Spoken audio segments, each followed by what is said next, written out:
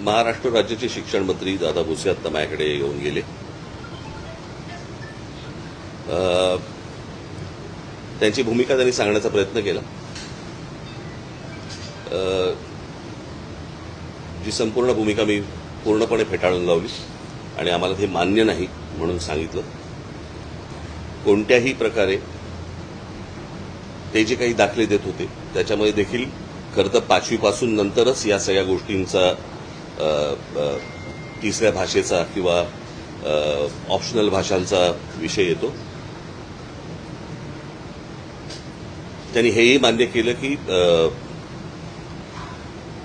राष्ट्रीय शिक्षण धोरण जे आहे त्याच्यामध्ये देखील अशा प्रकारची कुठचीही गोष्ट समावेश केलेला नाहीये. त्यांनी ते राज्यांवरती टाकलेली गोष्ट आहे आणि राज्यांवरती टाकलं असताना हे का करतायत किंवा ह्यांना का करायचंय मी हे अजून अनाकलनीय आहे. मी हेही सांगितलं की म्हटलं ते काय ते तुमच्या उच्च शाळा द्या सीबीएसई आणि वगैरे वगैरे या सगळ्या शाळा ज्या आता नव्याने आल्या या सगळ्या IAS अधिकाऱ्यांसाठी म्हणून काढल्या गेलेल्या शाळा होत्या. त्यांच्या मुलांसाठी की त्यांना जे देशभर इकडे तिकडे फिरावं लागतं त्याच्यासाठी म्हणून त्या शाळा काढल्या गेल्या होत्या. आता त्या गोष्टींचं त्या शाळांचं वर्चस्व ह्या राज्यांच्या शाळांवरती जास्ती करण्याचा प्रयत्न आहे आणि मला असं वाटतं की तोच एक केंद्रातला आणि या सगळ्या IAS अधिकाऱ्यांचा त्यांचा तो अजेंडा आहे. मी म्हटलं महाराष्ट्र हा एक कशासाठी करायचा प्रयत्न करतोय जे बाकीची कुठचीही राज्य करायचा प्रयत्न देखील करत नाहीये. काही गोष्टींची उत्तर त्यांच्याकडे नव्हती आणि ते त्याच गोष्टी बोलत होते. परंतु आम्ही त्या दिवशी मला असं वाटतं मी पत्रकार परिषदेमध्ये माझा संपूर्ण भूमिका मांडली. माझी तीच भूमिका आहे. या संपूर्ण गोष्टीला आमचा पूर्णपणे विरोध असेल आहे राहणार. हिंदी किंवा इतर कुठच्याही भाषेची सक्ती महाराष्ट्रामध्ये होऊ देणार नाही म्हणजे नाही. आणि या गोष्टींसाठी म्हणून मी सर्व पक्षांना आवाहन करतोय की येत्या 6 जुलैला गिरगाव चौपाटीवरून मोर्चा काढायचा निर्णय आम्ही घेतलेला आहे. त्या संपूर्ण मोर्चामध्ये कुठेही कोणताही झेंडा नसेल.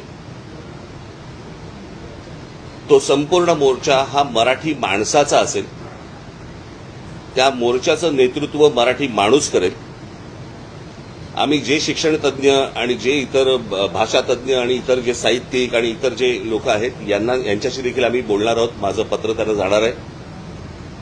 सर्वांना त्या मोर्चाला आम्ही तिथे बोलणार आहोत. सर्व पालकांना आम्ही आमंत्रण देत आहोत.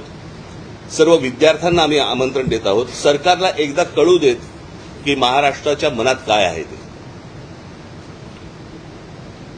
आणि महाराष्ट्राने संपूर्ण ताकद मला असं वाटतं 6 जुलै रोजी सकाळी 10 वाजता गिरगाव चौपाटीवरनं हा मोर्चा निघेल. सरकारला ही गोष्ट कळाली. रविवार एवढ्यासाठी निवडलाय कारण विद्यार्थ्यांना आणि पालकांना यायला जमेल म्हणून आणि त्याच्यासाठी म्हणून रविवार हा निवडलेला आहे. बाकीच्या राजकीय पक्षांशी देखील मी चर्चा करणार आहे. त्यांच्याशीही मी बोलणार आहे आणि सर्वांनी मला असं वाटतं महाराष्ट्रातल्या प्रत्येकाने याच्यामध्ये सामील व्हावं. कारण हा जो कट आहे याला कटच म्हणेन मी.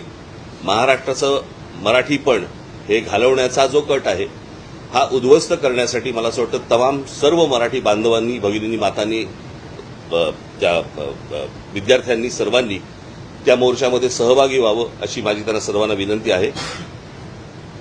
इथे कोणताही झेंडा नसेल. फक्त मराठी हा एक अजेंडा असेल आणि त्या अजेंड्यासाठी म्हणून सर्वांनी महाराष्ट्रातल्या तमाम मराठी बांधवांनी या मोर्चामध्ये सामील व्हावं आणि सरकारला दाखवावं सांगावं. आज मोठे साहित्यिक आपले एलकुंचवार यांनी देखील विरोध दर्शवला. सर्वजण विरोध दर्शवत आहेत आणि अशा वेळेला मला हेही बघायचंय की कोण कोण त्या मोर्चामध्ये सामील होत आहेत. इतर राजकीय पक्षांच्या व्यतिरिक्त इतर कोण कोण सामील होत आहेत आणि कोण येणार नाहीत हेही मला बघायचंय. म्हणजे नुसते तोंड देखले बाकीचे नुसते बोलत असतात. मला असं वाटतं ही अत्यंत महत्वाची लढाई आहे. महाराष्ट्राच्या दृष्टिकोनातनं मराठी माणसाच्या दृष्टिकोनातनं ही खूप महत्वाची लढाई आहे आणि या लढाईमध्ये संपूर्ण महाराष्ट्राने उतरावं असं मी महाराष्ट्राला आवाहन करेन. 6 तारखेला सकाळी 10 वाजता गिरगाव चौपाटीवरून हा मोर्चा निघेल. बाकीच्या सगळ्या राजकीय पक्षांशी माझी चर्चा होईल. उद्धव ठाकरेंनी देखील एक पत्रकार परिषद घेतली. त्यांची देखील भूमिका स्पष्ट आहे की या मुद्द्याला त्यांचा विरोध आहे. आपण सर्व पक्षीयांना सर्व मराठीजनांना आवाहन करणं स्वाभाविक त्यांचाही पक्ष आहे. तुम्ही त्याबद्दल काय सांगाल? त्यांनाही आवाहन करा का? कारण एकच महाराष्ट्रातले राजकीय पक्ष म्हटलं आल्यानंतर ते पण आलेच ना, त्यांच्याशीही बोलणार, त्यांच्याही लोकांशी बोलणार, आमची माणसं त्यांच्याशी लोकांशी बोलणार. तुम्हाला आठवत असेल की ज्याच्यावरती इतके दिवस जे तुमचं जे चालू होतं ना सगळं, ते माझं वाक्य आपण लक्षात घ्या, कुठच्याही वादा आणि भांडणापेक्षा महाराष्ट्र मोठा आहे. हे तुम्हाला वाक्य तुम्हाला 6 तारखेला कळेल.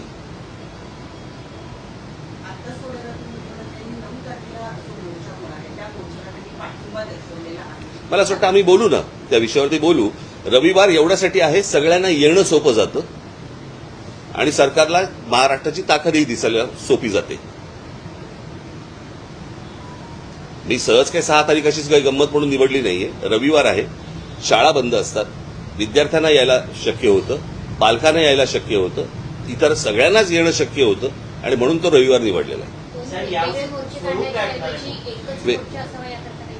मला असं वाटतं आपण तेच बोलतोय. साहेब, स्वरूप काय असणार आहे? कारण यापूर्वी तर तुम्ही आझाद मैदानपर्यंत एक मोर्चा पायी काढलेला होता. गिरगावपासून आपण कसा मोर्चा निघणार आहे, कुठे जाणार आहे? मंत्रालय असेल, आझाद मैदान. आझाद मैदान. तुम्ही एक वाक्य आता बोललात की जे येणार आहे तेही मला बघायचं आहे, जे येणार नाहीये त्यांनाही मला बघायचं आहे. याचा थोडासा तुम्ही कोणाला इशारा देऊ पाहताय, काय सांगण्याचं तात्पर्य आहे? नाही, अनेक लोक ज्यावेळेला इतर तुमच्या माध्यमातून मराठी या विषयावरती बोलत असतात, कळलं का, पण ऐन मोक्याच्या वेळेला येत नाहीत, अशी लोक मला बघायची आहेत ना. मग त्याच्यामध्ये अनेक कलावंत पण असतील. कलावंतांचा मुद्दा आहे म्हणून माध्यमातून, सोशल माध्यमातून तो जनमानसामध्ये काही कलाकार व्यक्त होतात, काही साहित्यिक व्यक्त होतात. पण ज्या पद्धतीने महाराष्ट्रात या सगळ्या मुद्द्यावर कलाकार साहित्यिक व्यक्त व्हायला होतील. मला असं वाटतं माझं बोलणं झाल्यावरती होतील. आषाढी एकादशी पण आहे, विशेष विठ्ठलाला साकडं घालू, सरकारला सुबुद्धी देऊ. साहेब, दादा भुसेंनी आपण काय सांगितलं की नॅशनल क्रेडिट फ्रेमवर्क जे आहे त्या गुणवत्तेसाठी आम्ही हा निर्णय पाहतो हे सांगितलं. त्याच्यावरती मी त्यांना सांगितलं की त्याच्यामध्ये स्विमिंग पण येतं, त्याच्यामध्ये सायकलिंग पण येतं, त्याच्यामध्ये इतर पण गोष्टी येतात. भाषा सोडून तुम्ही कुठची गोष्ट आणायचा प्रयत्न करा, आमचा पाठिंबा असेल. जर त्या वयामध्ये मुलं जर समजा स्विमिंग शिकली किंवा इतर ऍक्टिव्हिटीज जर समजा ते शिकले तर चांगली गोष्ट नाही का? भाषेचं बंधन का आणताय? ह्याच्या मागे लॉजिक काय आहे? समजा पहिलीच्या मुलांना जर समजा तुम्ही सामूहिकरित्या जर समजा स्विमिंग शिकवलं तर चांगली गोष्ट आहे ना. तुमच्या काय ते रेटिंग प्रमाणे तुम्हाला काय करायचंय ते इतर गोष्टी शिकवा. म्हणजे आता जे गोष्ट सांगताय ती त्यांच्या GR मध्ये आहे का?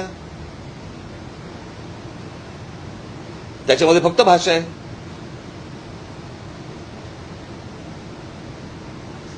साहेब, शिक्षकांना भेटलो ना आता इथे.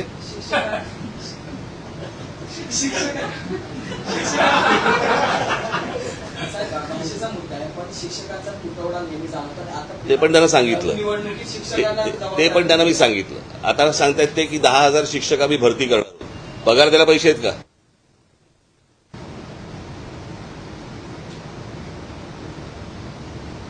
आता जवळपास 90,000 कोटीची कॉन्ट्रॅक्ट ज्यांना दिलेली आहे ते कॉन्ट्रॅक्टर बोंबलतात की आम्हाला अजून पैसे नाही दिले. मला कळलं नाही की ज्या वेळेला महाराष्ट्रामध्ये एवढे प्रश्न आहेत, इतके विविध प्रकारचे प्रश्न आहेत, आपल्याकडे पूल पडतायत, आपल्याकडे अजून चांगले रस्ते होत नाहीयेत, अनेक गोष्टी आहेत, शिक्षणामधल्या अनेक गोष्टी आहेत, ह्या सगळ्या सोडून आपण भाषेवरती काय येतोय? मी मगाशी यांच्याशी बोलताना असं म्हटलं की कुठची तरी मोठी गोष्ट ही लपवण्यासाठी म्हणून दुसरीकडे लक्ष वेधण्याचा प्रयत्न होतोय की काय, असा संशय यावा अशी परिस्थिती आहे. मला काय राज्यामध्ये चालू आहे मला काही कल्पना नाही. मला हे माझ्याकडे आता इथे कागद आलाय. हे सगळं महाराष्ट्रातच का घडू शकतं?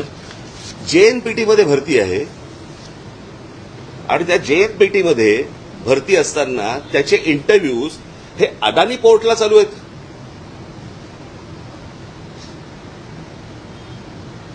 तर काय चालू आहे महाराष्ट्रामध्ये मला समजलं नाही. म्हणजे तुम्ही भाषेवरती सगळ्या गोष्टी आणताय, तुम्ही इकडच्या ज्या काही आस्थापना आहेत त्याच्यामध्ये तुम्ही त्या सगळ्या गोष्टी देण्याचा प्रयत्न करता, जमिनी जातायत, आमच्या भाषा घालवण्याचा प्रयत्न करताय. काय काय म्हणजे काय चालू आहे महाराष्ट्रात?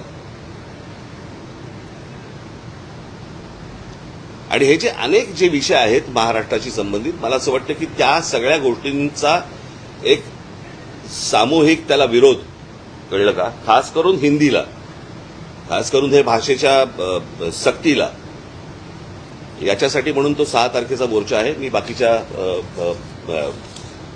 राजकीय पक्षांशी मी बोलीनच आणि मला असं वाटतं आपण 6 तारखेला भेटू. हिंदी भाषेचे पालवी सकारात्मक आहे, त्यांचा एक आरोप हा सुद्धा आहे किंवा त्यांचे एक म्हणणं हे सुद्धा ते आहे. कोण? काही शिक्षण क्षेत्रातले लोक आहेत, वेगवेगळी लोक नाही, ते कोण? मला ते कोण आहेत? त्यांचं म्हणणं आहे की तुम्ही अपॉर्च्युनिटीज कमी करता. कसल्या अपॉर्च्युनिटी? हिंदी भाषा असं काय हिंदीमध्ये ठेला टाकायचंय? म्हणजे काय करायचंय? का डायरेक्ट आता 1ली ते 5वी हिंदी घेतलं की लगेच हिंदी चित्रपट सृष्टीमध्ये आम्हाला काम मिळणार आहे? काय आहे तुमचं? काय वाकडं झालं?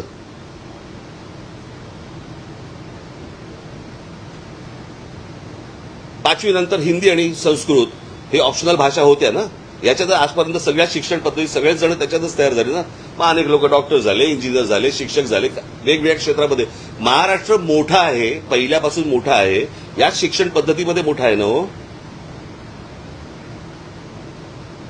मग असा काय साक्षात्कार झाला बाकीच्यांना की ज्याच्यातनं तुम्ही महाराष्ट्रावरती ही गोष्ट आणताय?